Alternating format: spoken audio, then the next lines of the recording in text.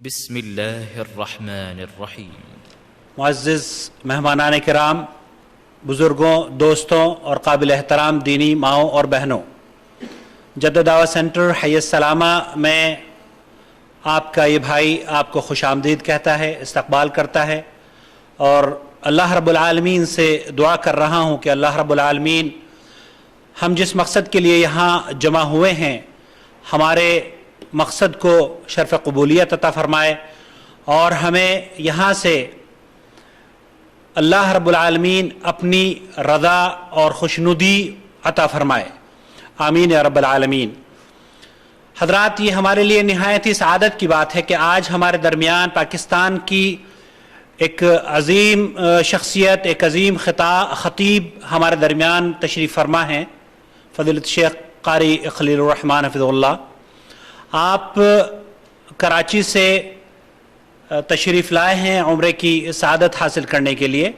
اللہ رب العالمین آپ کے سفر کو، آپ کے عمرے کو اور آپ کی تمام عبادات کو قبول فرمائے، اور آپ کے اس یہاں آنے کو جدہ میں ہم سب کو آپ سے مستفید ہونے کا شرف عطا فرمائے، آمین یا رب العالمین۔ حضرات، فضیلت شیخ قاری خلیل الرحمن کسی تعارف کے محتاج نہیں ہیں۔ گزشتہ سال بھی آپ تشریف لائے تھے اور مختلف مقامات پر آپ کی تقاریر ہوئی تھیں، جو کہ آڈیو کیسیٹس اور ویڈیو کیسیٹس یا وی سی ڈیز کے ذریعے پوری دنیا میں الحمدللہ اللہ تعالیٰ نے ان کو پذیرائی انہیں حاصل ہوئی ہے۔ یہاں آج کا جو پروگرام ہم نے رکھا ہے، چونکہ بہت ہی عجلت میں یہ پروگرام مرتب کیا گیا ہے، اس لیے بعض اخوان کو تو اس کا علم بھی نہیں ہے، لیکن اس کے باوجود بھی ہم نے سوچا کہ چونکہ شیخ ابھی ہمارے درمیان موجود ہیں تو اس سے اچھا موقع کیا ہوگا کہ ہم آپ سے، فضیلت شیخ سے مستفید ہوں۔ پروگرام انشاءاللہ تعالی اس کی نوعیت کچھ اس طرح کی ہے کہ فضیلت شیخ قاری خلیل الرحمن کا خطاب ہوگا، آپ قرآن خوانی، ایصال ثواب کے حکم کے بارے میں اور اس کی اسلام میں کیا حقیقت ہے وہ بیان فرمائیں گے۔ اس کے بعد جو سوالات اگر کچھ ہوں گے تو وہ سوالات فضیلت شیخ کے سامنے پیش کیے جائیں گے اور ان کے جوابات آپ سماعت فرمائیں گے۔ السلام علیکم ورحمۃ اللہ وبرکاتہ۔ قرآن خوانی اور ایصال ثواب، اس کی شرعی حیثیت کیا ہے، اس عنوان سے انشاءاللہ اللہ رب العالمین کی توفیق سے میں چند باتیں آپ کے گوش گزار کروں گا۔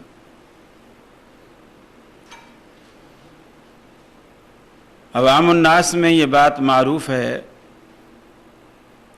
کہ جو کام اچھا ہو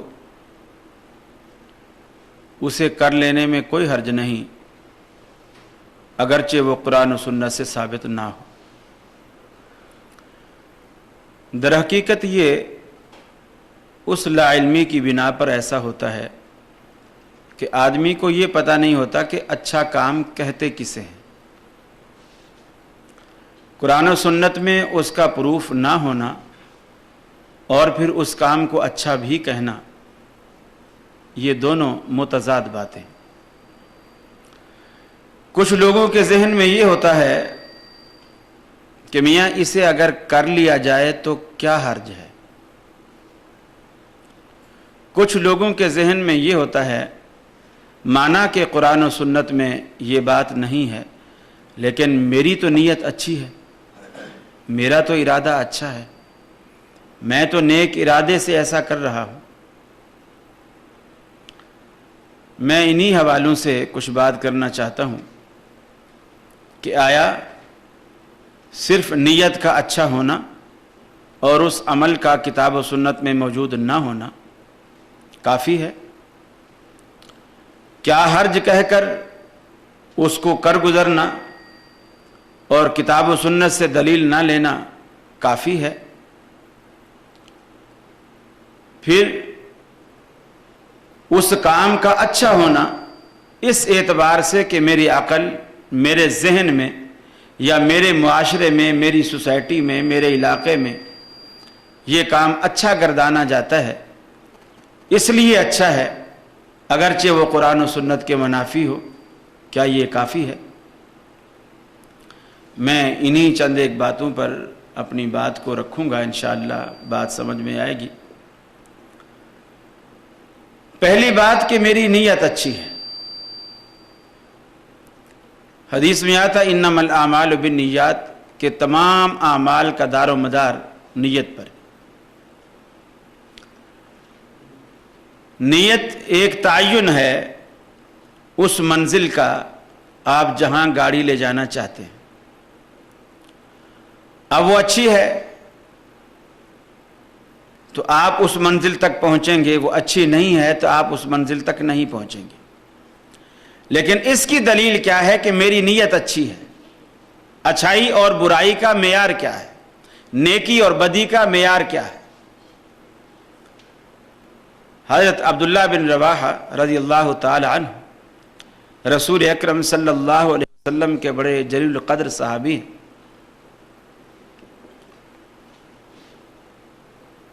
جمعرات کا دن ہے، رحمت عالم صلی اللہ علیہ وسلم نے ایک لشکر ترتیب دیا۔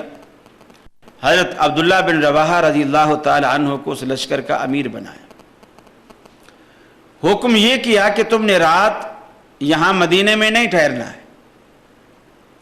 تم نے چلے جانا ہے، اور صبح فلاں جگہ تم نے پہنچنا ہے، کل وہاں جنگ ہے، لڑائی ہے، جہاد ہے۔ صبح جمعے کا دن ہے۔ حضرت عبداللہ بن رواحہ رضی اللہ تعالی عنہ کے دل میں یہ بات آئی کہ یار جہاد پہ جانا ہے، سفر جہادی ہے، اس میں انسان ہمیشہ غازی بھی نہیں رہتا، شہید بھی ہوتا ہے۔ ہو سکتا ہے یہ میری زندگی کا آخری سفر ہو، آخری لڑائی ہو، اور میں اسی میدان میں کام آؤں اور شہید ہو جاؤں، تو کیوں نہ میں دوہرا اجر لوں۔ میرے پاس تیز رفتار سواری گھوڑا ہے جو اس وقت جنگوں میں بالکل اس کی وہی حیثیت تھی جو آج کل F-16 کی، بڑی ضرورت کی چیز تھی۔ اس نے کہا میرے پاس بڑی تیز رفتار سواری ہے، میں اس پر سفر کروں گا تو اپنے لشکر کو راستے میں ہی جا لوں گا، اور جمعہ بھی رسول اللہ صلی اللہ علیہ وسلم کے پیچھے پڑھ لوں گا۔ جہاد سے بھاگ نہیں رہا، موت سے ڈر نہیں رہا، بلکہ شہادت کے جذبے سے سرشار ہے۔ نیت اس کی نیک ہے، نیت میں کوئی فتور نہیں۔ وہ دوہرا اجر یوں لینا چاہتا ہے کہ شہادت بھی پالوں اور زندگی کا آخری جمعہ رسول اللہ صلی اللہ علیہ وسلم کی اقتداء میں ادا فرما لوں۔ یہ دونوں نیتیں ہیں اور نیک نیتی ہیں۔ آپ نے جمعہ پڑھایا، رسول اللہ صلی اللہ علیہ وسلم کی نظر عبداللہ بن رواحہ پر پڑ گئی۔ آپ کو خیال آیا کہ میں نے تو اسے رات روانہ کیا تھا اور ہدایت کی تھی کہ تم نے نکل جانا ہے لشکر کے ساتھ، اور لشکر نے اس کی قیادت میں نکلنا تھا۔ رسول اللہ صلی اللہ علیہ وسلم نے سوال کیا، ما منعک ان تغدو مع اصحابک یا عبداللہ، اے عبداللہ تجھے کس چیز نے روکا ہے کہ تو صبح سویرے اپنے ساتھیوں کے ساتھ نہیں نکلا؟ اس کی کیا وجہ ہے؟ حضرت عبداللہ بن رواحہ رضی اللہ تعالی عنہ نے جو دل کی بات تھی ساری رکھ دی۔ یا رسول اللہ صلی اللہ علیہ وسلم میرے پاس تیز رفتار سواری ہے، باقی کوئی پیدل ہیں، کوئی اونٹوں پر ہیں، کوئی خچر پر ہیں، کوئی گدھے پر ہیں، میرے پاس تو گھوڑا ہے اور بڑا تیز رفتار گھوڑا ہے میرے پاس، میں ابھی بس جمعہ پڑھ کے بھی جاؤں گا تو ان کو راستے میں لے لوں گا۔ تو میں نے یہ سوچا کہ جمعہ آپ کے پیچھے پڑھ لوں۔ اب یہ کہنا کہ میری نیت چونکہ نیک ہے، اگرچہ وہ کام قرآن و سنت سے ثابت نہیں ہے، تو میری نیت چونکہ نیک ہے، اللہ رب العالمین مجھے اجر دے گا، یہ امید رکھنا یہ غلط ہے۔ اس لیے کہ جب حضرت عبداللہ بن رواحہ رضی اللہ تعالیٰ عنہ نے اپنی نیک نیتی رسول اللہ صلی اللہ علیہ وسلم کے سامنے کھول کر رکھ دی، آپ نے فرمایا اے عبداللہ آج کے بعد اگر تو ساری عمر بھی عمل کرتا رہے تو ان لوگوں کے رتبے اور درجے کو نہیں پا سکتا جو میرا حکم سنتے ہی چل پڑے۔ معلوم یہ ہوا کہ صرف نیت کا اچھا ہونا عمل کی قبولیت کی دلیل نہیں ہے. نیت کا اچھا ہونا اجر کو نہیں بڑھاتا، بلکہ عبداللہ بن رواحہ کا نیت کا اچھا ہونا عمل کے وزن کو گرا رہا ہے، اس لیے کہ رسول اللہ صلی اللہ علیہ وسلم کے فرمان کے خلاف ہے. نیت اچھی ہے لیکن رحمت عالم صلی اللہ علیہ وسلم کے حکم کے خلاف ہے، تو آپ کے عمل، آپ کے حکم، آپ کے قول، آپ کے فعل، آپ کی سنت کے خلاف کتنی بھی نیت اچھی ہو وہ اچھی نہیں ہوتی، کیونکہ جس اچھی نیت سے نیکی کا وزن کم ہو جائے وہ نیت اچھی کہلانے کا حق نہیں رکھتی. معلوم یہ ہوا کہ اچھائی اور برائی کا معیار ہمارا ذہن نہیں ہے.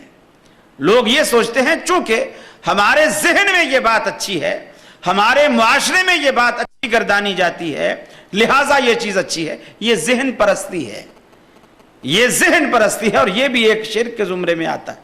میں آپ کو چھوٹی سی مثال دوں. رسول اللہ صلی اللہ علیہ وسلم میدان عرفات میں مغرب کا وقت ہو گیا اور آپ صلی اللہ علیہ وسلم نے قافلے کو، یہ حج کا موقع ہے، آپ نے قافلے کو حکم کیا کہ جلدی سے یہاں سے چل. حضرت بلال سمجھے کہ رسول اللہ صلی اللہ علیہ وسلم مغرب کی نماز کو بھول گئے. الصلاۃ الصلاۃ یا رسول اللہ، الصلاۃ یا رسول اللہ. آپ نے فرمایا بلال الصلاۃ امامک، نماز تیرے آگے ہے، یعنی آگے چل کے پڑھیں گے، مزدلفہ میں جا کے پڑھیں گے. اب مزدلفہ میں جا کر مغرب کا وقت پورا نکل جاتا ہے، مغرب کا وقت پورا نکل جاتا ہے. رسول اللہ صلی اللہ علیہ وسلم نے وہاں جا کر پہلے مغرب ادا کی، پھر عشاء ادا کی. اب ہماری اصطلاح میں، علماء کی اصطلاح میں، مغرب کو قضا پڑھا گیا، عشاء اپنے وقت میں پڑھی گئی، مغرب کو قضا کیا گیا. ایک روایت میں آتا ہے جس شخص نے عمدن، جان بوجھ کر ایک نماز بھی قضا کی، اس کو دوزخ میں 70 ڈبکیاں، 70 غوطے دیے جائیں گے. رحمت عالم صلی اللہ علیہ وسلم کا فرمان ہے. اور یہاں اللہ کے رسول خود جان بوجھ کر اپنی بھی نماز قضا کر رہے ہیں اور صحابہ کرام کی نماز بھی قضا کرا رہے ہیں. اور آپ نے جان بوجھ کر وقت کے ہوتے ہوئے، وقت عرفات میں ہوتا ہے، اور آپ جان بوجھ کر اس نماز کو آگے جا کر کے لیٹ کرتے ہیں. جبکہ قرآن مجید میں اللہ رب العالمین کا فرمان یہ تھا کہ ان الصلاۃ کانت علی المؤمنین کتابا موقوتا، نماز مسلمانوں پر اپنے وقت میں فرض ہے، اپنے وقت میں فرض ہے. اب اگر کوئی صحابی یہاں اٹھ کر کھڑا ہو کر یہ کہتا اللہ کے رسول ٹھیک ہے، آپ صحابہ کرام کو اکٹھا کریں، ان کے قافلوں کے سامان اونٹوں پر لا دیں، ایک 3 رکعت نماز پڑھنے میں ٹائم ہی کتنا لگتا ہے، میرے پاس تو کوئی زیادہ سامان بھی نہیں ہے، میں فٹافٹ پڑھ لیتا ہوں. رسول اللہ صلی اللہ علیہ وسلم کیا فرماتے؟ من عصا محمدن فقد عصا اللہ، جس نے محمد صلی اللہ علیہ وسلم کی نافرمانی کی اس نے اللہ کی نافرمانی کی. گویا اب یہ جو عقیدت ہے، کسی کو نماز سے عقیدت ہے، کسی کو روزے سے عقیدت ہے، کسی کو زکوٰۃ سے عقیدت ہے، کسی کو یتیموں سے شفقت سے عقیدت ہے، یہ جو عقیدت کے بت ہیں، اسلام نے ہر جگہ عقیدت کے بتوں کو توڑا ہے. اب کسی کو نماز کی لت پڑ جاتی، ایک ہے نماز کو فریضہ سمجھ کر پڑھنا، ایک ہے نماز کی لت پڑ گئی. بہت سارے لوگ کہتے ہیں جی میں عشاء کی نماز نہ پڑھوں تو مجھے نیند ہی نہیں آتی، کروٹیں بدلتا رہتا ہوں، فکر رہتی ہے. یہ ایک یا تو فریضے کی وجہ سے کہ اللہ رب العالمین کا فریضہ ہے میں نے ادا نہیں کیا، اس خوف سے کرتا ہے، اچھی بات ہے. اور اگر اسے لت پڑ گئی ہے کہ بچپن سے عادت پڑی ہوئی ہے کہ نماز پڑھ کے سونا ہے اور اس لت میں پڑھ رہا ہے تو اسے کوئی فائدہ نہیں. اب اللہ رب العالمین نے یہاں عقیدت کے وہ سارے بت توڑے ہیں کہ اگر کوئی شخص مغرب کو مغرب کے وقت میں پڑھتا ہے، عشاء کو عشاء کے وقت میں پڑھتا ہے، لیکن اس وجہ سے پڑھتا ہے کہ اسے عادت ہی یہ ہے کہ اگر مغرب کے وقت پہ نہ پڑھے تو اسے کھانا ہی ہضم نہیں ہوتا. آج اللہ نے کہا کھانا تیرا ہضم ہو یا نہ ہو، میں مغرب تجھ سے لیٹ کروا کے رہوں گا. اس لیے کہ اسلام یہ بتانا چاہتا ہے کہ اسلام ہے کیا. تیری عقیدت کا نام، تیری چاہت کا نام، تیری پسند اور ناپسند کا نام اسلام نہیں ہے، بلکہ اسلام وہ ہے جو اللہ رب العالمین نے محمد الرسول اللہ صلی اللہ علیہ وسلم کے ذریعے آپ کے قول سے، آپ کے فعل سے، آپ کے عمل سے، آپ کی تقریر سے صحابہ کرام تک پہنچایا. وہ پورے کا پورا اسلام ہے. اور حج ایک ایسی عبادت ہے جس کے ذریعے اللہ رب العالمین نے عقیدت کے بے شمار بتوں کو پاش پاش کیا ہے.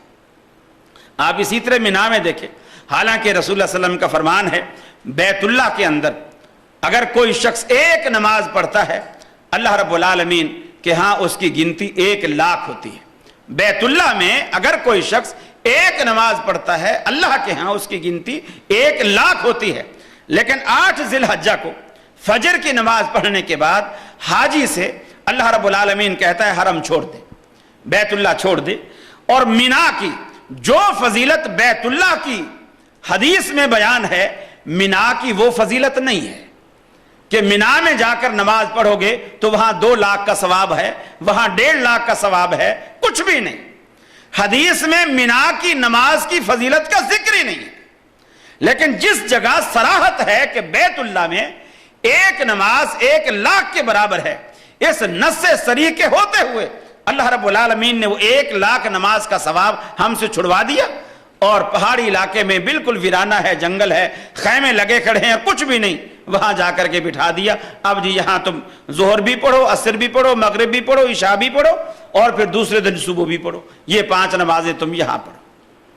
اب کوئی کہے الہ العالمین ہم تو پاکستان سے, ہم انڈیا سے, ہم بنگلہ دیش سے, ہم دور انڈونیشیا سے, پوری دنیا سے, ہم کہاں کہاں سے کرایہ بھر کر, خرچہ بھر کر, اتنا پیسہ لگا کر ہم یہاں آئے ہیں بیت اللہ میں 1,00,000 کا ثواب پانے کے لیے, اور تو نے ہمیں یہاں سے نکال دیا. تو اللہ رب العالمین اصل میں ہمیں یہ بتانا چاہتا ہے کہ نیکی اصل کیا ہے. ایک چیز تجھے بھا رہی ہے, نیکی یہ نہیں ہے. ایک چیز اللہ کو ایسے بھا رہی ہے, اب ویسے کرنا نیکی ہے. آدم علیہ السلام کو اللہ رب العالمین نے جب تمام چیزوں کے نام بتا کر کھڑا کر دیا, فرشتوں سے پوچھا کہ تم بتاؤ, انہوں نے کہا ہمیں تو نہیں بتا. اللہ نے انہیں بتایا ہی نہیں ہے. اللہ رب العالمین نے آدم علیہ السلام سے کہا تم بتاؤ, انہوں نے بتا دیے. اب آدم علیہ السلام کی برتری فرشتوں پر جب واضح ہو گئی, اللہ رب العالمین نے فرشتوں سے کہا آدم کو سجدہ کرو. اذ قلنا للملائکۃ اسجدوا لآدم فسجدوا الا ابلیس. فرشتوں سے کہا کہ اس کو سجدہ کرو. اب پورا قرآن مجید بھرا پڑا ہے کہ غیر اللہ کو سجدہ حرام ہے, شرک ہے. غیر اللہ کا سجدہ حرام ہے اور شرک ہے. اللہ رب العالمین نے قرآن میں کہا, اللہ کے رسول نے احادیث میں کہا, تمام انبیاء اسی کی دعوت دیتے آئے کہ صرف اور صرف سجدہ کرو تو اللہ کو کرو, باقی تمام کی بندگی تم پر حرام ہے. اب یہاں فرشتوں سے کہا جا رہا ہے آدم کو سجدہ کرو. اب اگر کوئی شخص اسی کو دلیل بنائے کہ میاں دیکھو فرشتے تو بڑی نیک مخلوق ہیں, نورانی مخلوق ہیں, اور ان کے دامن میں تو گناہ ہی نہیں ہے, نیکیاں ہی نیکیاں ہیں, میں کیوں نہ فرشتوں والا کام کروں. اللہ نے فرشتوں سے کہا آدم کو سجدہ کرو, میں کیوں نہ فرشتوں والا کام کروں, میں بھی آدم کو سجدہ کروں گا. اللہ کہتا ہے انہیں میں نے کہا تھا, اس وقت یہی نیکی تھی, تمہیں میں نے منع کیا ہے, اس وقت یہی نیکی ہے. میری مانیت پہ تم اب آؤ گے, اس لیے کہ نیکی جو ہے میری پسند اور میری ناپسند کا نام ہے. میری پسند کا خیال کرو گے تو نیک رہو گے, میری ناپسند کو اپناؤ گے تو گناہگار کہلاؤ گے. تو در حقیقت یہ جو چیزیں ہم میں پیدا ہوتی ہیں کہ میاں کھانے پر ہم نے قرآن پڑھا, کوئی ہمارا عزیز فوت ہو گیا, اس کے لیے ہم نے 4 بندے مدرسے سے بلوا کر بٹھا کر سپارے بانٹ کر ان سے ہم نے پڑھوانا شروع کر دیا. انہوں نے 4 سپارے, 5 سپارے, 10 پارے یا 30 جنے آ گئے, ایک پارا سب نے پڑھ دیا. اس میں کیا فرق, کیا حرج ہے؟ پڑھا تو ہم نے قرآن ہے. میں نے یہ چند ایک مثالیں آپ کو دی ہیں کہ پڑھا ہم نے قرآن ہے, لیکن اس میں فرق ہے. اس لیے کہ یہ پڑھنا وہ پڑھنا ہے جو محمد رسول اللہ صلی اللہ علیہ وسلم سے ثابت نہیں. اللہ کے رسول کے زمانے میں بھی لوگ مکان بناتے تھے, اللہ کے رسول کے زمانے میں بھی لوگ فوت ہوتے تھے.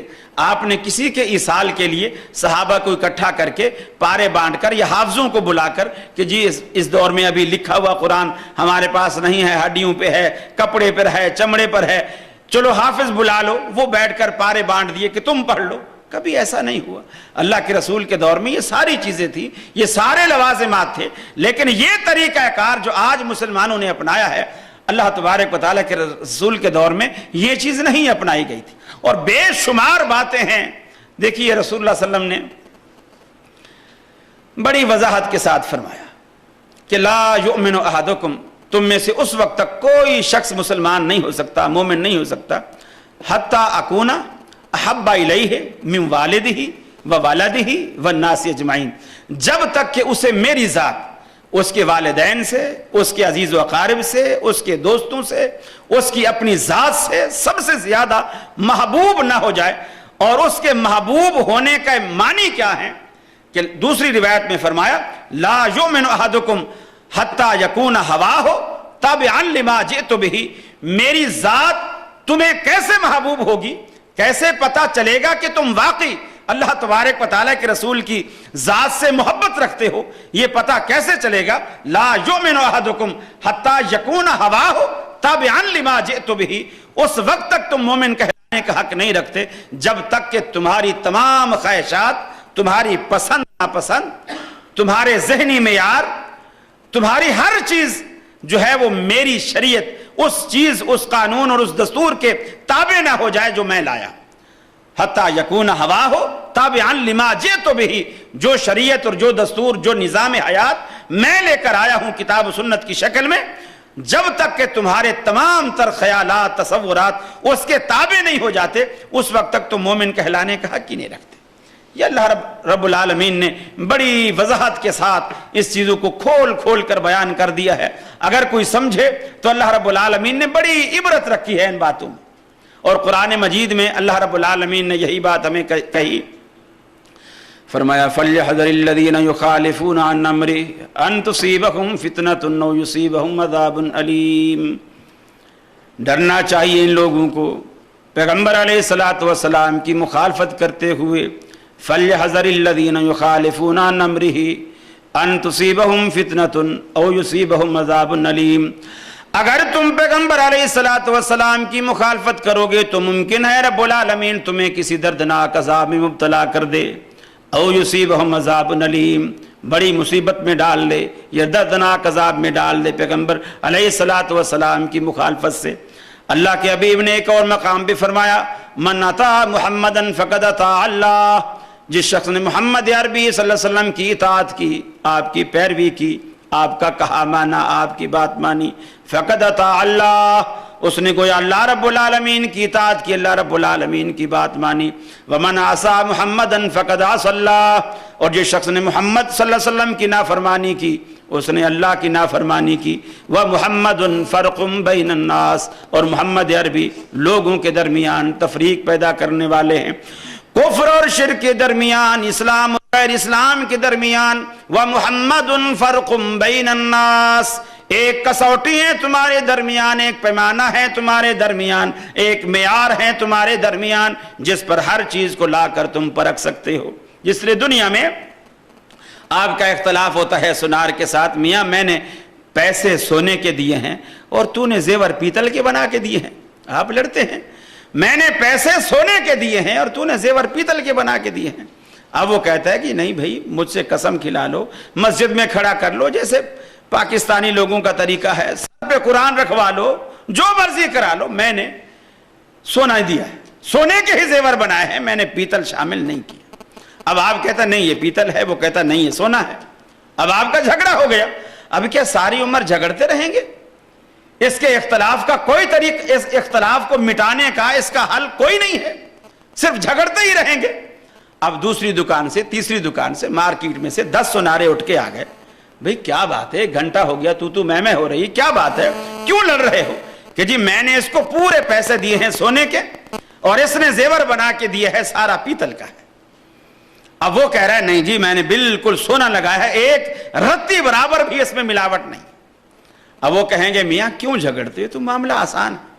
ان کی یہاں کالے رنگ کا پتھر ہوتا ہے جس کو وہ کسوٹی بولتے ہیں، ذرا سا اس پر گھسائیں گے، اس پہ سونے کا رنگ آئے گا، 1 قطرہ تیزاب کا ڈالیں گے، اگر تو وہ رنگ اڑ گیا، پیتل ہے، تانبا ہے، سلور ہے، جو مرضی اسے کہہ لو، اور اگر تیزاب کا قطرہ پڑنے کے بعد بھی ویسے کا ویسا ہے، یا بغیر تیزاب ڈالے بھی ان کو پہچان ہوتی ہے، آپ اس پہ اس کو رگڑتے ہیں، رگڑنے سے ان کے رنگت سے، چمک سے پتہ چل جاتا ہے، کسوٹی سے رگڑنے سے پتہ چل گیا کہ جی یہ معاملہ صحیح ہے یا غلط ہے، بتا دیں گے بھائی آپ غلط جھگڑ رہے ہو، اس نے زیور جو ہے صحیح بنایا ہے۔ اور اگر پتہ چل گیا تو بتائیں گے بھی بالکل دکاندار کا قصور ہے، اس میں تو 100% ملاوٹ ہے۔ اختلاف مٹ گیا۔ اب آپ کہتے ہیں جی مجھے بخار ہے، ڈاکٹر نے ہاتھ آپ کے نبض پہ ہاتھ رکھا، ڈاکٹر نے کہا جی بالکل یہ بہانہ بنائے کھڑا ہے، اس کو بخار نہیں، اس کو بالکل بخار نہیں ہے۔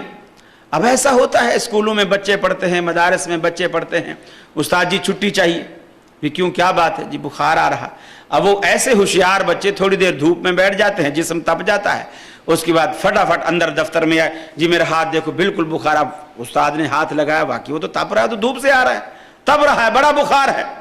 میں نے آفس میں ایک چھوٹا سا 15-20 روپے کا وہ تھرمامیٹر لے کے رکھ لیا۔ اب بچہ جو آ رہا ہے جی استاد جی چھٹی چاہیے، بھی کیوں چھٹی چاہیے؟ بخار ہے جی۔ میں نے میٹر لگا دیا، اب لگایا تو اس کا 98 سے بھی نیچے درجہ کھڑا ہوا ہے، تیرے کو کہاں بخار ہے؟ تو جھوٹ بول رہا ہے۔ اب اس نے جا کے دوسرے بچوں کو بھی بتا دیا کہ مدیر صاحب نے آفس میں تھرمامیٹر رکھا ہوا ہے، اب ان کو پتہ چل جاتا ہے۔ اب وہ جو بھی آ رہا ہے دوسرے دن، اب وہ تھرمامیٹر کا نہیں کہہ رہے، بخار کا نہیں کہہ رہے، استاد جی میرے پیٹ میں درد، میرے سر میں درد۔ اب پیٹ کے درد کو میٹر سے ہم کہاں سے چیک کریں؟ اختلاف مٹانے کا ایک حل ہے۔ مریض اور ڈاکٹر کے درمیان اختلاف ہوا، آپ نے تھرمامیٹر کو استعمال کیا، اختلاف ختم۔ مریض سچا ہے یا ڈاکٹر سچا ہے، اختلاف ختم۔ آپ نے کہا میں نے 6 میٹر کپڑے کے پیسے دیے ہیں، دکاندار نے کہا میں نے بھی 6 ہی میٹر کپڑا دیا ہے۔ آپ کہتے ہیں نہیں یہ 5.5 میٹر ہے۔ اب ساری عمر آپ لڑتے رہیں گے؟ نہیں، اس کا ایک طریقہ ہے کہ آپ نے وہ 1 میٹر کی جو دکانداروں کے ہاں گزی لوہے کی معروف ہوتی ہے، آپ نے کپڑے کو اس کے ساتھ ماپا، جب 6 دفعہ اس کے برابر پورا آ گیا تو اس کے معنی یہ ہے دکاندار سچا ہے، آپ کو غلطی لگی ہے۔ ہاں اگر 5 دفعہ پورا آیا اور 6ٹھی دفعہ اس کے آدھے تک آیا تو پھر آپ سچے ہیں اور دکاندار جھوٹا ہے۔ تو ہر چیز کے حل کے لیے اللہ رب العالمین نے کوئی نہ کوئی پیمانہ رکھا ہے۔ تو کیا دین جس پر ہماری دنیا، ہماری آخرت کا دار و مدار ہے، اس کے لیے اللہ نے کوئی پیمانہ نہیں رکھا کہ ہم ساری عمر اختلافات کی دلدل میں لڑتے رہیں، جھگڑتے رہیں اور دنیا کو یہ باور کرائیں کہ اختلاف امتی رحمتن، کہ رسول اللہ صلی اللہ علیہ وسلم نے فرمایا ہے میری امت کا اختلاف رحمت ہے۔ اگر اختلاف رحمت ہے تو پھر اتحاد اور اتفاق کو کیا نام دیں گے؟ اگر اختلاف کو رحمت کہیں گے تو اتحاد و اتفاق کو کیا نام دیں گے؟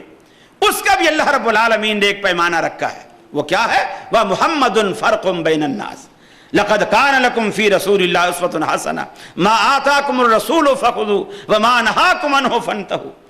ایک بات، صحابہ کرام کو یہ باتیں اتنی رچی بسی ہوئی تھی۔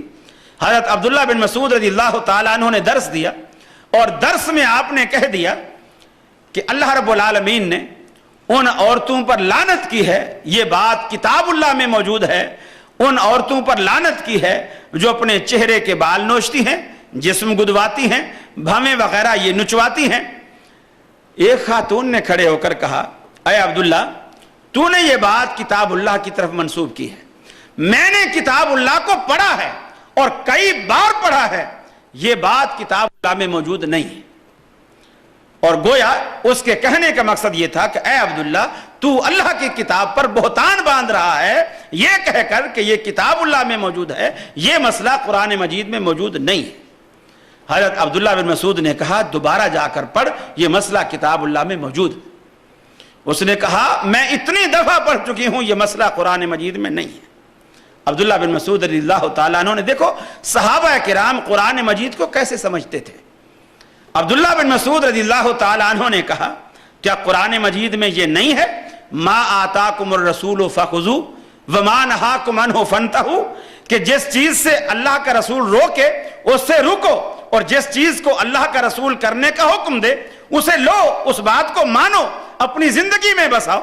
کہاں ہاں اللہ کے رسول نے ایسا، قرآن مجید میں اللہ نے ایسا کہا ہے۔ تو پھر جب اللہ تبارک و تعالیٰ کے رسول یہ کہہ رہے ہیں کہ جو عورت ایسا کرے وہ ملعون ہے، اس پر اللہ کی لعنت ہے، تو پھر جب اللہ کا رسول کہہ رہا ہے اور اللہ کا قرآن کہہ رہا ہے جو رسول کہے اسے مانو، تو یہ بات کتاب اللہ میں آ گئی۔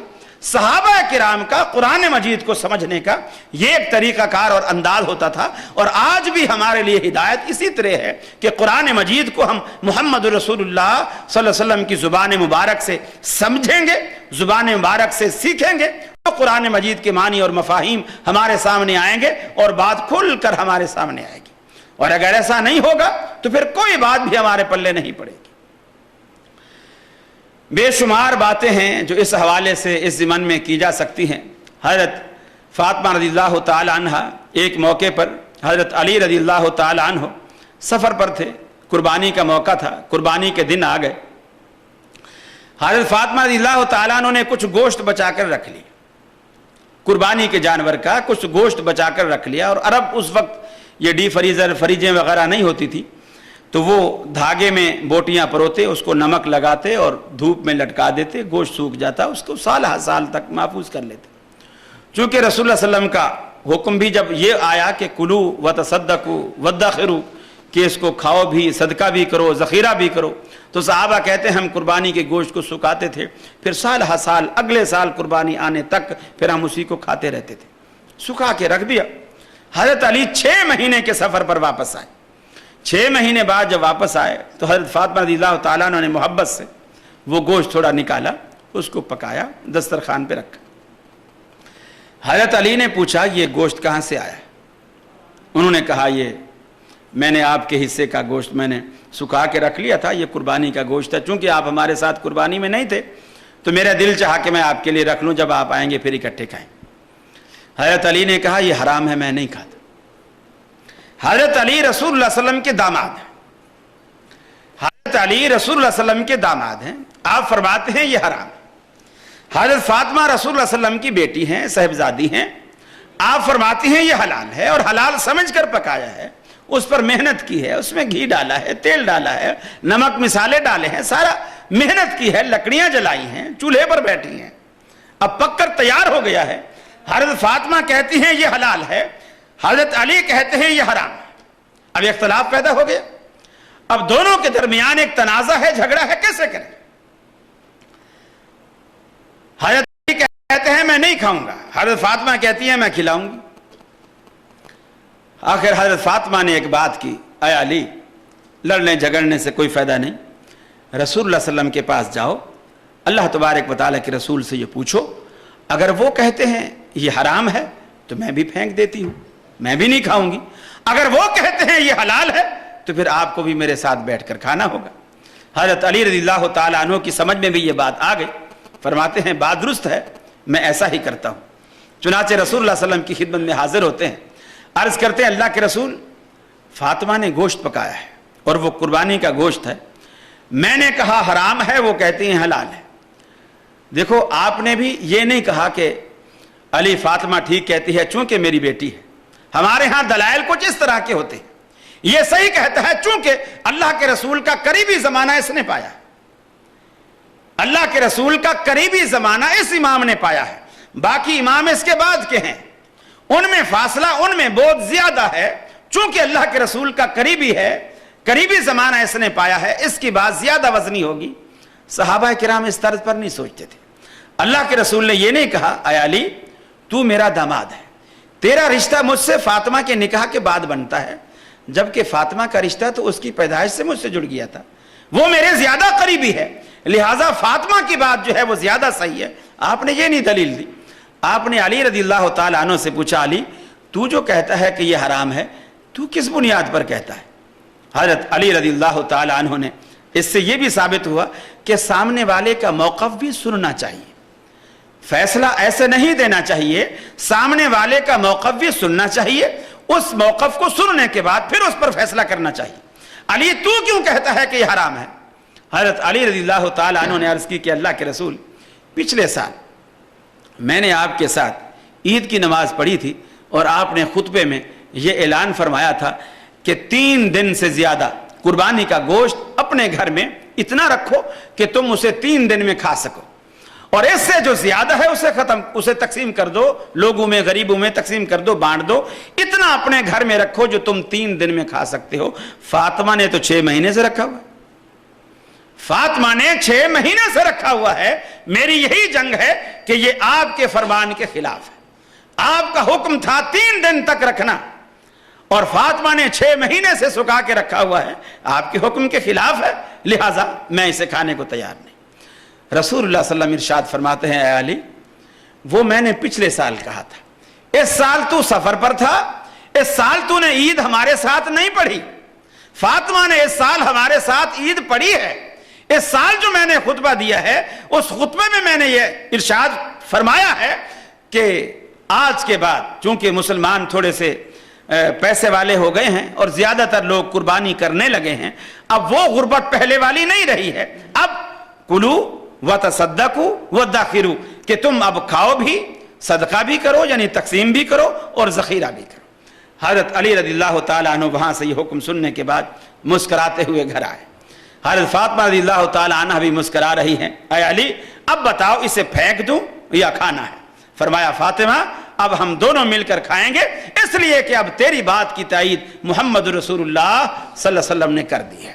हम कहते हैं लोगों, हमारा आपसे कोई इख्तलाफ नहीं, कुरान खानी हो, मुहर्रम की हलीम हो, रबी अव्वल का हलवा हो, या कोई नजरो नियाज की कोई चीज हो, या किसी कब्र का चढ़ावा हो, या किसी मजार का चढ़ावा हो, या किसी बुत खाने का खाना हो, हम सारा खाने को तैयार हैं, बशर्ते कि उसके पीछे मुहम्मद रसूलुल्लाह सल्लल्लाहु अलैहि वसल्लम की बात दिखा दो कि अल्लाह के रसूल ने इसके खाने का इज़्न दिया है। उसे अल्लाह की कसम, जिसके खाने का इज़्न मुहम्मद रसूलुल्लाह ने दिया है, उसे हराम कहना ही हराम है।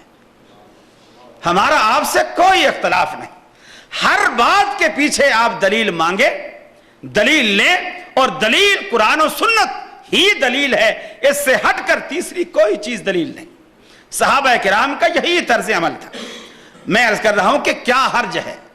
अब ये दूसरी बात, नियत का मामला अलग हुआ, अब ये दूसरी बात कि इसके करने में क्या हर्ज है। कुरान खानी है, ये अक्सर लोग कहते हैं। अब जनाजे के बाद, यहां तो मुझे मालूम नहीं है, पाकिस्तान में बड़ा रिवाज है और इस पर बड़े झगड़े होते हैं।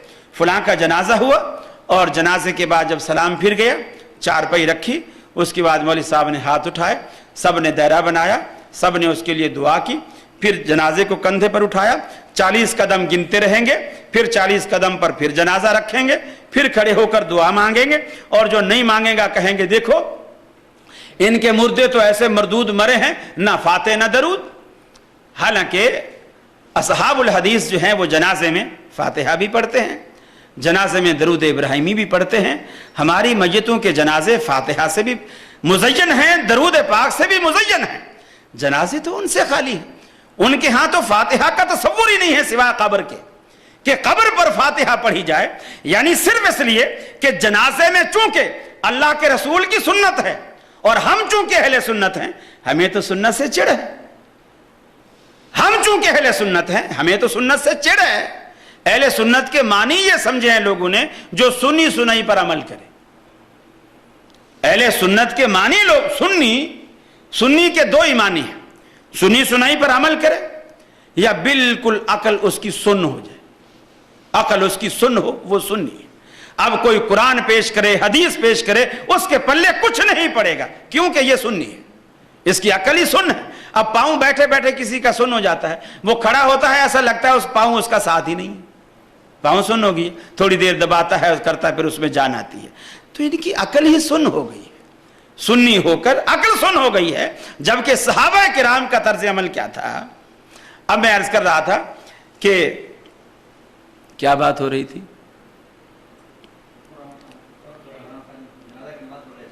जनाजे की नमाज पर 40 कदम पर खड़े होकर फिर मैयत रखते हैं, फिर दुआ कराते हैं। अब कोई पूछे, एतराज करे, तो जवाब ये मिलता है, मियां दुआ कराने पर भी एतराज है, दुआ में क्या हर्ज है, दुआ कराने पर भी एतराज है। अक्सर असहाबुल हदीस की मसाजिद में फर्ज नमाजों के बाद एहतमाम के साथ दुआ नहीं की जाती। कोई दरखास्त कर देता है, जी हमारा फलां अजीज बीमार है, दुआ करा दीजिए, करा देते हैं, वरना मामूल नहीं है। एतराज होता है, अरे मियाँ दुआ के भी मुनकर हो गए। हालांकि दुआ तो अच्छी चीज है, दुआ तो अच्छी बात है, अल्लाह से मांग रहे हैं, क्योंकि अल्लाह से तो नहीं मांग रहे, ये लोग तो अल्लाह से भी नहीं मांगते हैं। देख लो नमाज में نماز سلام پھر گیا چپ کر کے ایسے اٹھ کے جوتا اٹھایا اور چلے گئے اور دعا ہی نہیں مانگی ہے. ارے اللہ کے ولی، جو تو نے سجدے میں گر کر، رکوع میں کھڑے ہو کر، قیام میں کھڑے ہو کر، قعدے میں بیٹھ کر جو کچھ تو نے کہا ہے وہ دعا نہیں تو اور کیا ہے؟ وہ کیا تھا؟ لیکن وہ لوگ بعد میں اس لیے لازمی سمجھتے ہیں. ان لوگوں کے ہاں تو مذہب یہ ہے کہ امام کے پیچھے آ کر کھڑے ہو جاؤ. چپکی، تھانوی صاحب لکھتے ہیں بہشتی زیور میں، خاتون امام کے پیچھے اگر ہے چپکی کھڑی رہے، کچھ نہ پڑھے تو بھی نماز ہو جائے گی. اب آدمی سوچے کہ بھی چپکا کھڑا رہے یا چپکی کھڑی رہے تو مسجد میں آنے کی ضرورت ہی کیا ہے؟ مسجد میں آنے کی ضرورت ہی کیا ہے؟ مولوی صاحب کی ہر بندہ وظیفہ باندھ دے، 500 روپیہ مہینہ میں دیا کروں گا، میری طرف سے تو نمازیں بھی پڑھے آنا، روزے بھی رکھے آنا، دعا بھی کرے آنا، مجھے گھر بیٹھے ثواب ملتا رہے گا. آخر اس کی کیا ضرورت ہے؟ یہ جو چیز ہے کہ ہم نے یہ جو کام کر لیا اس میں کیا حرج ہے؟ اسی طرح کھانا سامنے آیا، ہم نے اس پر سورہ فاتحہ پڑھ لی، سورہ اخلاص پڑھ لی، سورہ یاسین پڑھ لی، سورہ مزمر پڑھ لی، سورہ مدثر پڑھ لی، اس میں کیا حرج ہے؟ میں آپ سے عرض کروں، رسول اللہ صلی اللہ علیہ وسلم عید کا خطبہ دے رہے ہیں، قربانی کی عید ہے. آپ سے کہا گیا کہ اللہ کے رسول فلاں فلاں فلاں شخص نے عید کی نماز سے پہلے قربانی کر لی، فلاں فلاں شخص نے عید کی نماز سے پہلے قربانی کر لی ہے. آپ نے فرمایا انہیں کہو دوبارہ بکرا خریدیں اور دوبارہ قربانی کریں، اس لیے کہ میرا طریقہ عید کی نماز پڑھنے کے بعد قربانی کرنے کا ہے. اب میں آپ سے پوچھتا ہوں، وہ صحابی رسول ہیں جنہوں نے عید کی نماز سے پہلے قربانی کی ہے وہ بھی صحابی رسول ہیں، اور جنہوں نے عید کے بعد قربانی کی ہے وہ بھی صحابی رسول ہیں. جنہوں نے پہلے کی ہے انہوں نے بھی اللہ کے لیے کی ہے، جنہوں نے بعد میں کی ہے انہوں نے بھی اللہ کے لیے کی ہے.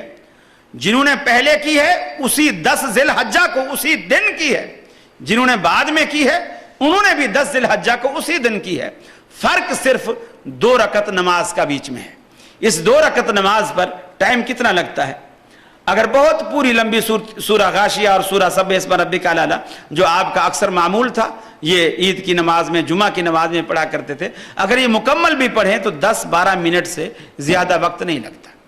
اب اسی ایک ہی دن میں دونوں صحابی ہیں، 10-12 منٹ پہلے جس نے قربانی کر لی اس کی قربانی برباد، اور جس نے 10-12 منٹ بعد میں قربانی کی اس کی قربانی کھاتے میں لگی. کیوں؟ یہ فرق کس چیز کا ہے؟ فرق صرف یہی ہے، جس نے پہلے کی اس نے محمد رسول اللہ صلی اللہ علیہ وسلم کے طریقے کے خلاف کیا، اور آپ کے طریقے کے خلاف ہونا ہی اس کے غیر مقبول ہونے کی دلیل. اور جس نے آپ عید کی نماز کے بعد قربانی کی اس نے محمد رسول اللہ صلی اللہ علیہ وسلم کے طریقے کے مطابق کی، اور آپ کے طریقے کی موافقت میں ہونا ہی اس عمل کے قبول ہونے کی علامت اور دلیل ہے. آپ یہی کوشش کیجیے، آپ نے حکم بھی یہی کیا. نماز کے بارے میں بھی دیکھو آپ یہی حکم ہے، صلو کما رأیتمونی اصلی، نماز اسی طرح پڑھو جس طرح تم نے مجھے پڑھتے ہوئے دیکھا ہے. عید کا میدان ہے، اللہ کے رسول تشریف فرما ہے، صحابہ کرام بیٹھے ہیں، لوگوں کا انتظار ہو رہا ہے. گھڑیاں نہیں ہوتی تھی، کسی کو وقت نہیں دیا جاتا تھا کہ جی 9 بجے عید کی نماز کھڑی ہوگی، 8 بجے کھڑی ہوگی. بس لوگ جب آ گئے، پنڈال بھر گیا، پڑھا دی. اللہ کے رسول بیٹھے ہیں، صحابہ بیٹھے ہیں، وضو سے بیٹھے ہیں. ایک صحابی کے دل میں خیال آیا کہ یار یہ عید کا دن جو ہے یہ بڑا مبارک دن ہے اور مسلمانوں کے لیے بڑا خوشی کا دن ہے، اور اس دن اللہ رب العالمین بھی اپنے بندوں سے راضی ہوا ہوتا ہے. چونکہ رمضان کے روزے رکھ کر بندہ جب عید کے دن آ بیٹھتا ہے تو وہ ایسے لگتا ہے جیسے پورا مہینہ اس نے مزدوری کی ہے اور آج اللہ کے دربار میں مزدوری لینے آیا بیٹھا ہے. تو تھوڑا سا اس نے بے صبری کا مظاہرہ کیا کہ میں کیوں نہ مزدوری تھوڑی سی پہلے لے لوں یا تھوڑی سی زیادہ لے لوں. کھڑے ہو کر اس نے اللہ اکبر کہہ کر نفل پڑھنے شروع کر دی. حضرت علی رضی اللہ تعالی عنہ اٹھے، اسے کہا بھائی یہ تو نے کیا پڑھے ہیں؟ میں نے نفل پڑھے ہیں.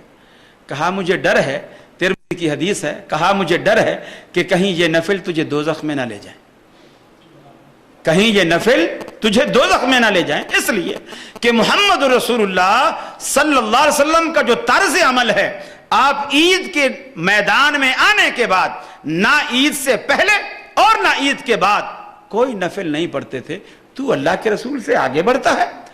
لا تقدموا بین یدی اللہ ورسولہ، اللہ اور اس کے رسول سے آگے نکلنے کی، آگے بڑھنے کی کوشش نہ کرو. اب وہ نفل ہیں، صحابی رسول ہے پڑھنے والا، عید کا دن ہے، وضو سے پڑھ رہا ہے، قبلہ رخ پڑھ رہا ہے، اور اسی طریقے پر پڑھ رہا ہے جو رسول اللہ صلی اللہ علیہ وسلم کا طریقہ ہے. طریقے میں کوئی تبدیلی نہیں کر رہا، صرف اس جگہ، اس موقع پر، اس محل پر اللہ کے رسول سے چونکہ ثابت نہیں، حضرت علی فوراً کہتے ہیں کہ مجھے ڈر ہے کہ کہیں یہ نماز، یہ نفل تجھے دوزخ میں نہ لے جائیں. اب آدمی عقل سے سوچے کہ کبھی نماز بھی دوزخ میں لے جاتی ہے کسی کو؟ نماز جیسا عمل یہ بھی کبھی کسی کو دوزخ میں لے جائے گا؟ یہ کیسے ہو سکتا ہے؟ اب آپ دیکھیے ایک اور نفل. رسول اللہ صلی اللہ علیہ وسلم جب معراج سے واپس آتے، آپ فرماتے ہیں بلال تو کیا عمل کرتا ہے کہ پہلے تو مجھے تیرے قدموں کی آہٹ سنائی گئی، جب میں نے پلٹ کے دیکھا کہ تو ہے، یعنی تو جنت کے اندر چل رہا ہے، تو کیا عمل کرتا ہے؟ اللہ کے رسول اور تو کوئی خاص عمل مجھے یاد نہیں ہے، بس یہی جو آپ سے سیکھے ہیں، جب بھی وضو کرتا ہوں اس کے بعد وضو کے تحیت الوضو کے 2 نفل جو ہیں وہ میں ضرور پڑھ لیتا ہوں. آپ نے فرمایا تیرا یہی وہ عمل ہے جس نے تجھے اتنا اللہ کے قریب کر دیا ہے. اب بلال بھی نفل پڑھتا ہے، وہ بندہ جو عید کے میدان میں پڑھ رہا ہے وہ بھی نفل پڑھ رہا ہے. بلال بھی اللہ کے لیے پڑھتا ہے، وہ بھی اللہ کے لیے پڑھتا ہے. بلال نے بھی 2 رکعتیں پڑھی، اس نے بھی 2 رکعتیں پڑھی. بلال بھی صحابی ہے، وہ بھی صحابی ہے. ایک کی نماز دوزخ میں لے جا رہی ہے اور ایک کی نماز جنت میں چلتا ہوا دکھا رہی ہے. فرق کس بات کا ہے؟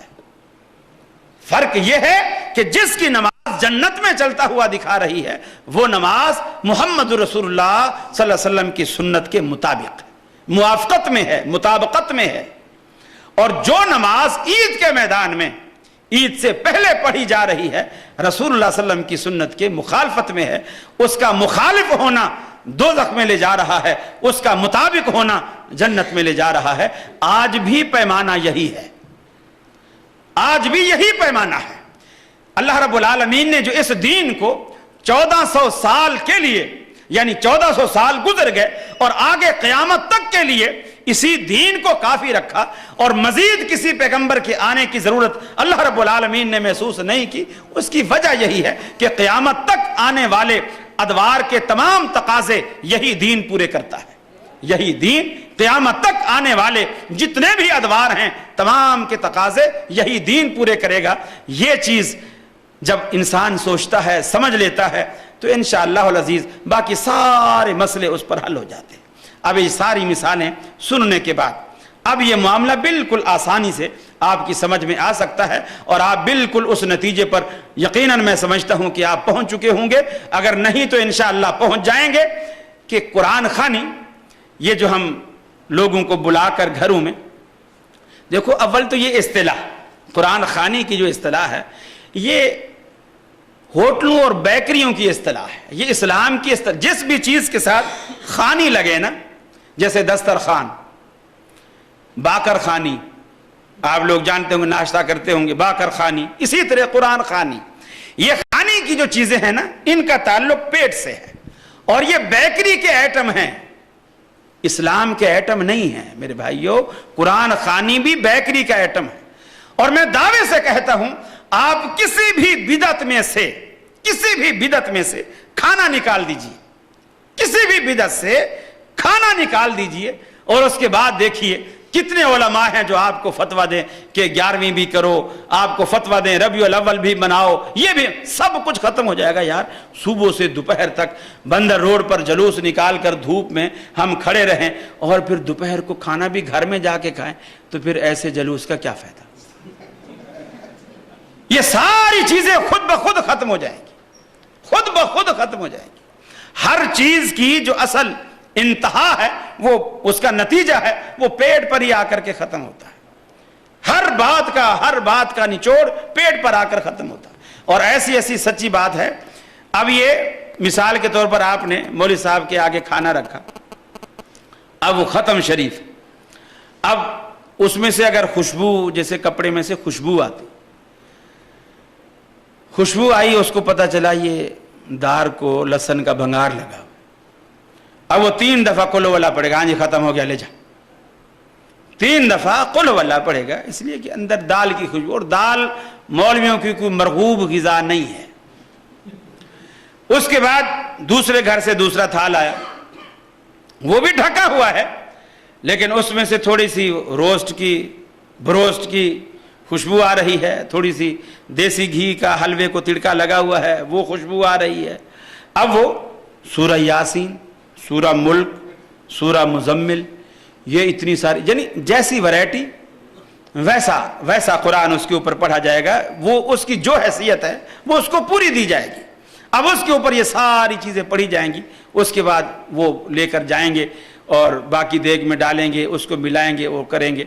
میرے بھائیو، یہ چیزیں بالکل خرافات ہیں۔ مجھے اچھی طرح یاد ہے، ہم دیوبندیوں کے ہاں پڑھتے تھے، کسی کے ہاں فوتگی ہوتی، لوگ استاد جی کے پاس آتے اور آ کر کے کہتے استاد جی کوئی طالب علم ہمارے پاس 10-12 طالب علم بھیج دو، ہماری نانی فوت ہو گئی، ہم نے قرآن خوانی کروانی۔ کوئی آ کے کہتا کہ جی ہماری نانی دادا فوت ہو گئی، ہم نے آیت کریمہ کا ختم کروانا ہے، چلے جاتے تھے۔ اب مدرسے کا نظام ایسا تھا، آج کل تو ماشاءاللہ ایسا فینسی نظام ہو گیا ہے، باورچی مدارس کے اندر ہوتے ہیں، کھانے پینے کا انتظام اچھا ہوتا ہے۔ جب اس دور میں ایسا ہوتا تھا، یہ باورچی وغیرہ کا انتظام مدارس میں نہیں ہوتا تھا، بلکہ گھروں والے کھانا بھیجتے تھے، یا طالب علم گھر سے کھانا لے کر آ کر بڑے برتن میں سارا اکٹھا کرتے تھے، استاد جی اسے مکس کرتے تھے، اور مکس کر کے پھر اس کو بچوں کو حصہ بقدر جسہ کے تحت اس کو بانٹتے تھے۔ روٹیاں بھی گن کے دی جاتی تھی، بھی اس کا اتنا قد کاٹ ہے، اس کو 2 روٹیاں، اس کو 1.5 روٹی، اس کو آدھی روٹی، اس کو 1 روٹی، اس حساب سے۔ اب کبھی ایسا بھی ہوتا ہے چھوٹے کو بڑے سے زیادہ بھوک لگتی، تو ایسا بڑا یعنی ایک ہوتا تھا۔ اور یہ بھی کہ آپ نے دیکھا ہوگا مولویوں کی اکثر توندیں نکلی ہوئی ہوتی ہیں، گردنیں موٹی ہوتی ہیں۔ اس کی بھی ایک مین وجہ یہی ہوتی ہے کہ جب ہر گھر سے کسی سے گوشت، کسی سے دال، کسی کے ہاں سے ساگ، کسی کے ہاں سے سبزی، کسی کے ہاں سے کڑی، کسی کے ہاں سے کچھ، وہ ساری جب اتنے سارے وٹامنس ایک جگہ روزانہ اس کو ملیں گے تو گردنیں تو پھولیں گی۔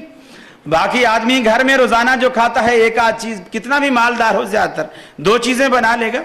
اب اس کو وہ قوت روزانہ میسر نہیں ہوتی جو ان کو وہاں میسر ہوتی۔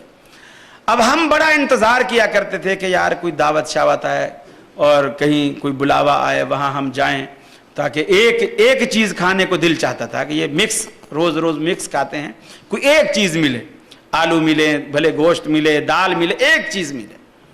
اب وہ بلاتے تھے، اب استاد جی نے کبھی 10-12 لڑکے چھانٹ کے بھیج دیے۔ اب اگر وہ آیت کریمہ کا ختم ہے تو وہ گٹھلیاں ہوتی تھیں گھسی پٹی، اب وہ تھیلی بھری ہوتی تھی، کیا ہے جی 1.25 لاکھ گٹھلیاں ہیں، وہ بھی بغل میں ڈالی اور چلے جا رہے ہیں۔ اب وہاں سفید چادر بچھائی اور اس کے اوپر گٹھلیاں ڈال دی۔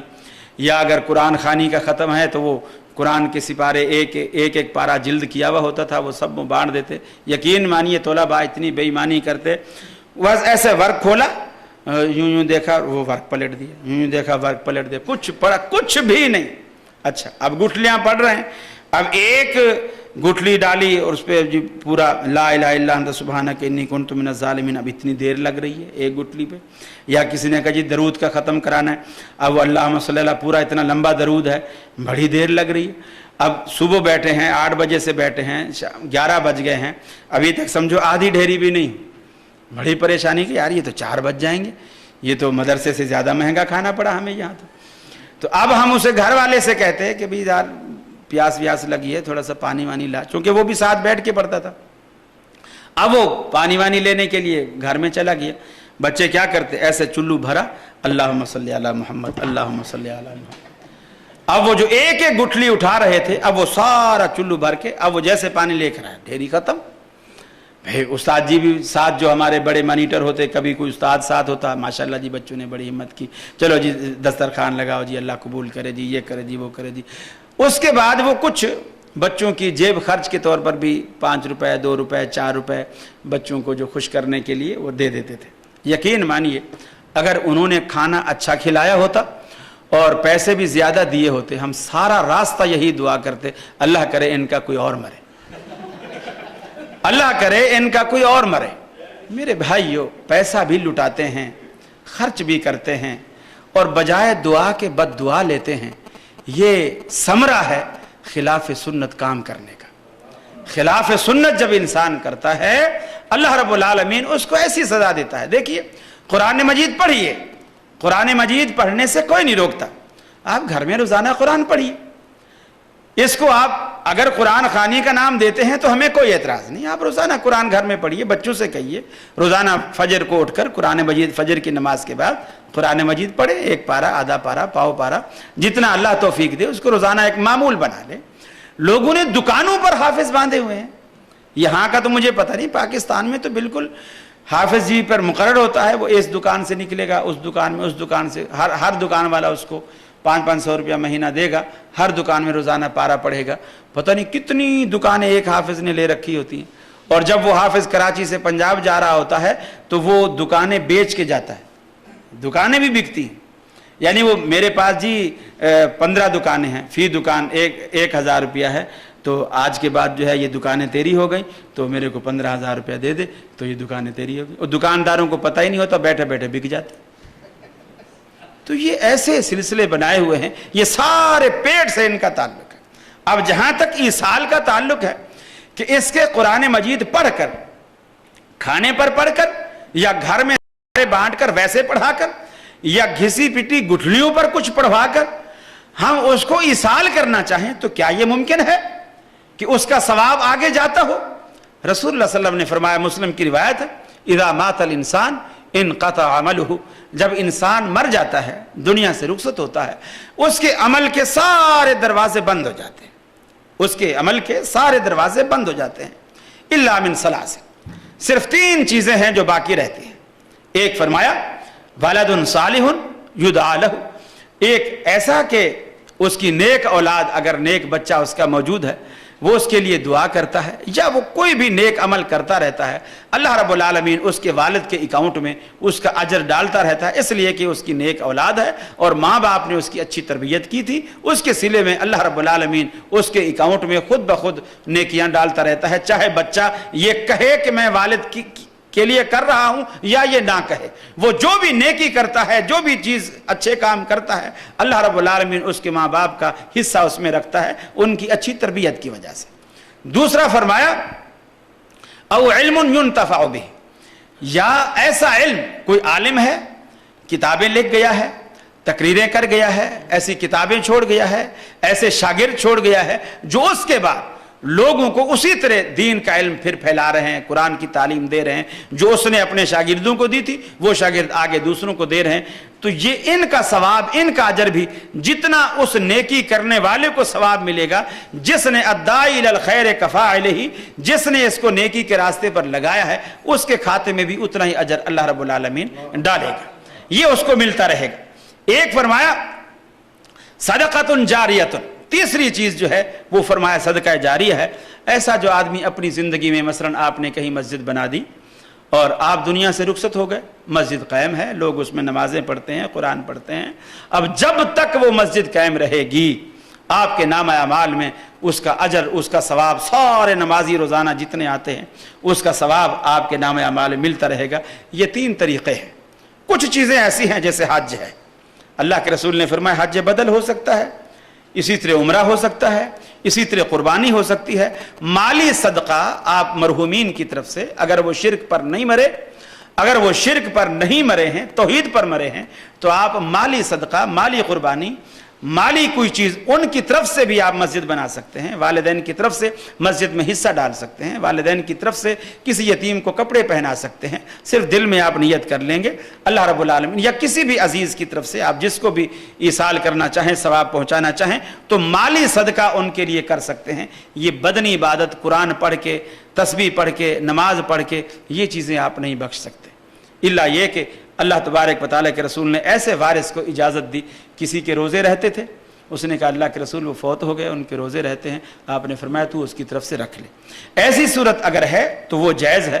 باقی بدنی عبادت کا ثواب جہاں اللہ کے رسول سے ثابت نہیں ہے وہاں ایصال کرنا بالکل غلط ہے. اللہ رب العالمین کے ہاں اس طرح کا کوئی بندوبست نہیں ہے. آپ اس کی اولاد اگر نیک کام کرے گی, یا وہ خود صدقہ جاریہ کے طور پر کچھ کر گیا ہے, یا وہ علم نفع بخش پھیلا گیا ہے, تو اس کا ثواب اس کو مرنے کے بعد ملتا رہے گا.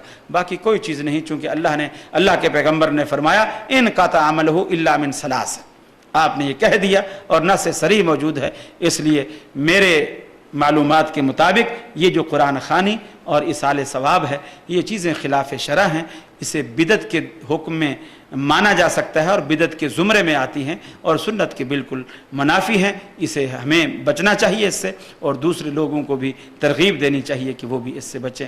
امید ہے ہم اصلی اہل سنت ہیں۔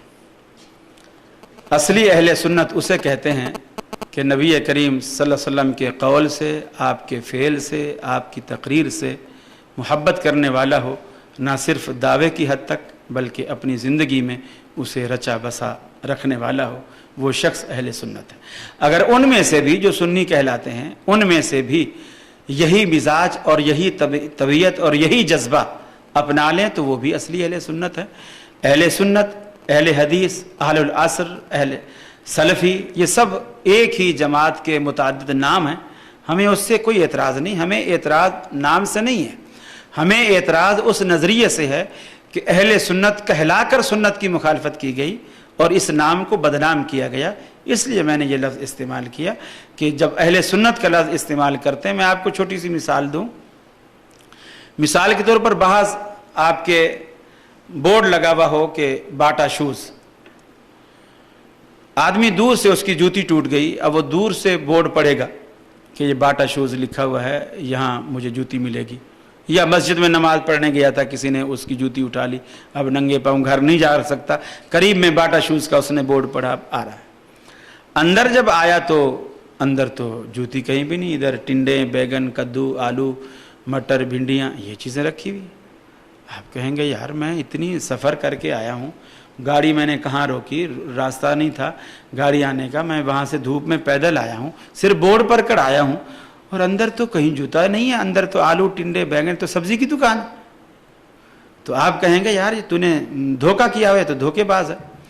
یہی کام اگر مولوی کریں جو سبزی والے نے کیا ہوا ہے تو کیا وہ دھوکے باز نہیں ہے؟ اہل سنت کا بورڈ پڑھنے کے بعد آپ کے دل میں ایک آرزو ہوتی ہے کہ میں کچھ جا کر کے سنت پاؤں، سنت سیکھوں، سنتیں سیکھوں، سنتیں لوں۔ آپ یہ جا کر داتے ہیں، جب اندر دیکھتے ہیں دائیں سے بائیں، آگے سے پیچھے پوری کی پوری دکان بدعتوں سے بھری ہوئی ہو تو آپ اسے کیا کہیں گے؟ تو میں نے یہ طنز اس لیے کیا ہے کہ اہل سنت کہہ کر اس نام کی لاج نہ رکھنا اور اس نام کی تقدس کو پامال کرنا یہ معیوب ہے۔ جزاکم اللہ خیر، احسن الجزاء۔ فضیلت شیخ، ہمارے شہر جدہ سے کچھ لوگ عالم اسلام کے لیے ایک تحریک چلا رہے ہیں، اسلام کے نشر و اشاعت کا پروجیکٹ ٹی وی پر یا ٹی وی چینل کا انعقاد کرنے کا مشروع شروع کر رہے ہیں۔ آپ اس سلسلے میں کیا فرماتے ہیں؟ کیا ہمیں ان کے ساتھ تعاون کرنا چاہیے؟ بالکل میری ناقص عقل کے مطابق تعاون کرنا چاہیے، اس لیے کہ شیطان اس قدر زور پکڑ رہا ہے اور میڈیا کے حوالے سے یہ باتیں اس قدر آسانی سے بڑی تیزی کے ساتھ تھوڑے وقت میں زیادہ علاقوں تک وہ بات پہنچ رہی ہے، اور حق والے اگر یہ سوچ کر بیٹھے رہیں گے کہ یہ شیطان کا راستہ۔ میں آپ کو چھوٹی سی ایک حدیث سناؤں۔ رسول اللہ صلی اللہ علیہ وسلم نے حضرت عمر رضی اللہ تعالیٰ عنہ کے بارے میں ایک بات کہی تھی کہ عمر ایک ایسا شخص ہے جس راستے پر چلتا ہے شیطان وہ راستہ چھوڑ دیتا ہے، جس راستے پر چلتا ہے شیطان وہ راستہ چھوڑ دیتا ہے۔ اس کے معنی یہ ہیں کہ شیطان اسی راستے پر آ رہا تھا جس راستے پر عمر جا رہے تھے۔ اس سے یہ بات نکلتی ہے کہ نہیں نکلتی کہ جس راستے پر عمر جا رہے تھے شیطان اسی راستے پر آ رہا تھا، لیکن جیسے عمر کو آتا ہوا دیکھا شیطان نے راستہ بدل لیا۔ اس کے معنی یہ ہیں وہ راستہ نہیں چھوڑو، آؤ اس راستے پر، لیکن اس شیطان کے پیچھے نہ آؤ، اس کے مد مقابل آؤ۔ راستہ نہیں چھوڑو، راستہ وہی اختیار کرو، لیکن شیطان کے پیچھے نہیں آؤ بلکہ اس کے اگینسٹ چلو، اس کے مد مقابل آؤ، اس کے سامنے آؤ، اور اپنا روب، اپنا دبدبا اسے دکھاؤ، اور جب تم اپنا روب دکھاؤ گے جاء الحق وزہق الباطل ان الباطل کان زہوقا، وہ شیطان بھاگے گا۔ یہ نہیں کہا کہ شیطان کے راستے کو دیکھ کر عمر راہ بدل لیتا ہے، یہ نہیں کہا، اگر یہ کہتے تو پھر فریق مخالف کی دلیل تھی. دیکھو عمر جس راستے پر شیطان آ جائے مومن اس راستے پر نہیں جاتا، بلکہ آپ نے فرمایا عمر جاتا ہی اسی راستے پر ہے تاکہ شیطان کو وہ راستہ چھڑوا دے. آپ یہ کہیں یہ چینلز ہیں ہی ہمارے، اللہ نے یہ نعمتیں رکھی ہمارے لیے ہیں تاکہ شیطان یہاں سے بھاگ جائے. اب شیطان دندنا رہا ہے، اہل حق آگے آئیں گے. اور میں نے شاید پچھلی نشست میں جو عبداللہ بن باز حال میں ہوا تھا میں نے کافی تفصیل سے بات کی تھی. اب یہ پروگرام بھی چونکہ کھڑے کھڑے ہو رہا ہے، وہ ذرا بیٹھے بیٹھے تھا، تھوڑا سا تھک بھی گیا ہوں میں، اس لیے زیادہ ڈیٹیل تو نہیں کر سکتا. البتہ اسلام کا مزاج یہ رہا ہے کہ جس بھی دور میں کفر جس راستے سے آیا ہے اسلام نے اسی راستے سے اس کو مار دی ہے، وہی چیز استعمال کی ہے. میں آپ کو ایک مثال، فرعون جادوگروں کے بیس پر، جادوگروں کے زور پر فرعون جو ہے وہ دندناتا تھا، کرتب دکھاتا تھا اور لوگوں سے کہتا تھا یہ دیکھو میری قدرت کا کمال ہے، میری قدرت کا کرشمہ ہے، لہٰذا مجھے مانو. اللہ رب العالمین نے اس کے مقابلے میں موسیٰ علیہ السلام کو بھیجا.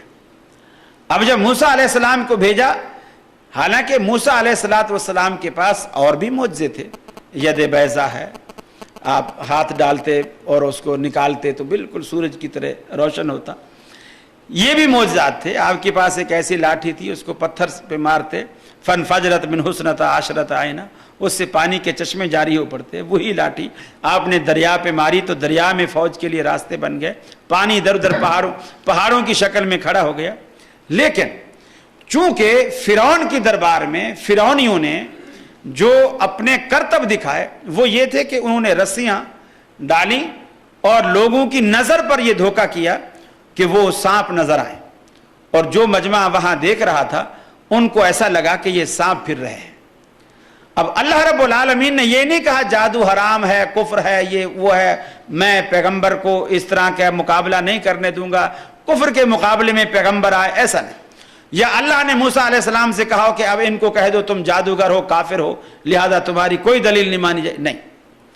اللہ نے موسیٰ علیہ السلام کو ان جادوگروں کے مقابلے میں ویسی ہی چیز دی. انہوں نے رسیاں ڈال کر سانپ بنایا، موسیٰ علیہ السلام نے لاٹھی ڈال کر سانپ بنا دی. چیز وہی، جیسی چیز وہ لائے ہیں ویسی چیز پیغمبر علیہ السلام پیش کر رہا ہے. اب موسیٰ علیہ السلام کا ڈنڈا ذرا بڑا تھا، سانپ ذرا تکڑا بن گیا. پھر موسیٰ علیہ السلام کو اللہ کی تائید حاصل تھی اس لیے بھی تکڑا بن گیا اور ان کے سانپوں کو سارا کھانے لگ گیا. اب وہ سارے جادوگروں نے جب دیکھا کہ یہ اگر جادو ہوتا تو کم از کم ہماری رسیوں کو کھاتا نہیں، یہ جو کھا گیا ہے یہ جادو نہیں، یہ کوئی اصلی چیز ہے. سارے کے سارے جادوگر سجدے میں گر گئے اور موسیٰ علیہ السلام پر ایمان لے آئے. کب؟ جب موسیٰ علیہ السلام نے ویسا ہی ہتھیار ان کو پیش کیا جیسی چیز وہ لائے تھے. تو میرے بھائیو، شیطان جس راستے سے آ رہا ہے عمر کی طرح وہ راستے اس کے مد مقابل، اس کی پیروی میں نہیں، اس کے سامنے آ کر وہ راستے اختیار کرو اور وہ روب اور وہ دلائل اور کتاب و سنت کے وہ براہین پیش کرو تاکہ ابلیس وہ راستہ چھوڑ دے اور آپ کے لیے سارے راستے ہموار ہو جائیں. اور یہ میں سمجھتا ہوں اتنا مؤثر ذریعہ ہے. اب آپ دیکھیں یہ جو لڑکے نظر آتے ہیں بالکل وہ چٹیا عورتوں کی طرح بنائے ہوئے، اس میں پونی بھی لگائے ہوئے، ربڑ بھی باندھا ہوا ہے اور گچھا سا پیچھے جیسے وہ مرغ کی دم ہوتی ہے ایسے وہ پیچھے سے لٹکایا ہوا ہوتا. اب اگر خطیب ایک ممبر پر کھڑا ہو کر ان کو خطبے میں 10 دن بھی کہتا رہے نا میاں یہ حرام ہے اور یہ عورتوں کی مشابہت ہے، اللہ کے رسول نے مردوں کو لعنت کی ہے جو عورتوں کی مشابہت کرے، ان عورتوں کو لعنت کی ہے جو مردوں کی مشابہت کریں، لوگ کہتے ہیں مولویوں کی عادت ہے، مولویوں کی عادت ہے، ایسے کہتے رہتے ہیں. اب یہ جو چٹیاں بنائی ہوئی ہے یہ کہاں سے سیکھے؟ یہ ان چینلوں سے سیکھے. جو دیکھتے ہیں یہ اتنا مؤثر ہے، وہ یہ نہیں دیکھتے میں عربی ہوں، میں عجمی ہوں، میں یمنی ہوں، میں مصری ہوں، یہ انگریز کا کلچر ہے، نہیں. چونکہ ٹی وی میں آیا ہے، چونکہ ٹی وی میں آ رہا ہے، لہٰذا یہ کوئی ورائٹی ہے، یہ کوئی چیز ہے. یعنی لوگوں کے ہاں دلیل یہ بن چکی ہے کہ جو چیز ٹی وی میں آ جائے وہ اتھینٹک ہے. بے شمار باتیں لوگ کرتے ہیں، ارے میاں یہ تو قرآن حدیث میں نہیں ہے، ارے میاں پرسوں ٹی وی پہ میں نے خطاب سنا ہے مولوی صاحب کا، یہ ٹی وی پہ ایسے کوئی ایرے خیرے تھوڑی آ جاتے ہیں، بڑے بڑے وہ علامہ فہامہ ہوتے ہیں، بڑی سندیں ہوتی ہیں ان کے پاس، اور ٹی وی والے چھان بین کر کے ایک تکڑا آدمی لاتے ہیں. تو ایسے اب ایک صاحب کہنے لگے جی حضرت بلال رضی اللہ تعالیٰ عنہ نے ایک دفعہ اذان نہیں دی تھی تو سورج ہی نہیں نکلا تھا. میں نے کہا یار یہ کہاں لکھا؟ قوالی شریف میں ہے، پرسوں میں نے خود ٹی وی پہ سنی ہے، قوالی شریف میں ہے، میں نے خود ٹی وی پر سنی ہے. وہ خود کہہ رہا تھا حضرت بلال نے جو اذان سحر نہ دی، قدرت خدا کی دیکھو نہ مطلق سحر ہوئی. اب وہ دلیل کیا ہے؟ قرآن حدیث کچھ نہیں، ٹی وی میں آیا ہے. اور قوال شریف جو تھے وہ کہہ رہے تھے قوالی شریف کے اندر، لہذا یہ اتھنٹک ہے. میرے بھائیو ان کا توڑ آپ اسی چیز سے، وہ خرافات لا رہے ہیں، آپ کتاب و سنت کے براہین ان کو پیش کریں. وہ شرک پھیلا رہے ہیں، آپ توحید کے پرچم گاڑیں، اللہ اور اس کے رسول کا نام بلند کریں، اور رسول اللہ صلی اللہ علیہ وسلم کی سنتوں کی تعلیم کو آپ عام کریں. اسی طرح آپ اس پہ آ کر پردے کی تعلیم دیں، نماز کی تعلیم دیں، روزے کی تعلیم دیں. اور ایک تھوڑے سے وقت میں، ابھی آپ دیکھیں میں نے اب میرا خیال ہے کوئی 1.5 گھنٹہ تو شاید ہو گیا ہوگا بات کی ہے. آپ جو حال میں محدود افراد بیٹھے ہیں، صرف یہی لوگ اس کو سن رہے ہیں. اگر یہی بات میں ٹی وی پہ کر رہا ہوتا، پوری دنیا اتنے ہی وقت میں پوری دنیا اس بات کو سنتی. تو یہ ایک بڑا مؤثر ذریعہ ہے میں سمجھتا ہوں. مشین بذات خود نہ اچھی ہوتی ہے نہ بری ہوتی ہے، یہ ساری چیزیں مباح ہے. آپ اس کو کیسے استعمال کرتے ہیں؟ میں نے پچھلے حال میں پروگرام میں مثال دی تھی، جیسے ڈاکٹر کے ہاتھ میں بھی ایک نشتر ہوتا ہے، ڈاکو کے ہاتھ میں بھی نشتر ہوتا ہے. ڈاکو بھی نشتر مار کے پیٹ پھاڑ دیتا ہے اور جیب خالی کر کے چلا جاتا ہے. ڈاکٹر بھی نشتر مار کے پیٹ پھاڑتا ہے اور جیب خالی کر لیتا ہے. لاکھوں روپے لگتے ہیں آپریشن پر، لاکھوں روپے آپریشن پہ لگتے ہیں، لیکن ڈاکٹر کو آپ دعائیں دیتے ہیں. اس نے لاکھ روپیہ بھی لیا، پیٹ بھی پھاڑا، خون بھی اتنا سارا نکالا. پھر جب آپ اچھے بھلے ہو کر گھر آ جاتے ہیں، آپ کہتے ہیں یار اس ڈاکٹر کو تو اللہ نے میرے لیے فرشتہ بنا کر بھیجا، مجھے تو نئی زندگی مل گئی. اب نشتر دونوں کے پاس میں ہے، لیکن دونوں کے عزائم میں فرق ہے. ایک آپ کو مارنا چاہتا ہے، ایک وہی کام کر کے آپ کو بچانا چاہتا ہے. تو یہی طریقہ، یہی میڈیا کا حال ہے کہ آپ اس سے اچھا کام لیں. آپ قرآن پھیلائیں، سنت پھیلائیں، تلاوت کو فروغ دیں، قرآن کی تعلیمات کو فروغ دیں، مختلف زبانوں میں اس کے تراجم پیش کریں، مختلف زبانوں میں اس میں تقاریر ہوں، مختلف موضوعات پر تقاریر ہوں. اس پہ بلکہ مناظر، جب ایک چینل ہی اپنا ہوگا اس پہ آپ کھل کر مناظرے بھی کریں اور مقابلے بھی کریں. دونوں دوسرے مسلک کا آدمی، تیسرے مسلک کا آدمی بیٹھا ہے اور اس میں کتاب و سنت کا دائی بھی بیٹھا ہے، دلائل کے ساتھ بات ہو رہی ہے. سننے والوں بڑی دلچسپی سے اس کو سنیں گے، دیکھیں گے. مولوی بھلے نہ مانے لیکن سننے والوں کو بہت فائدہ ہوگا. مالنا البلاغ. استغفر اللہ. جزاکم اللہ خیر. میں بھائی عاقل صاحب کا اور آپ تمام احباب کا شکر گزار ہوں. آپ اتنی محبت سے اتنی دیر تک بیٹھ کر آپ نے بڑی لگن کے ساتھ مجھے برداشت کیا. جزاکم اللہ. السلام علیکم. جزاکم اللہ خیر. احسن الجزا. شیخ ہم سب آپ کے شکر گزار ہیں. اللہ رب العالمین آپ کی حفاظت فرمائے اور آپ کو امن و سلامتی کے ساتھ اپنے اہل و عیال میں واپس لوٹائے.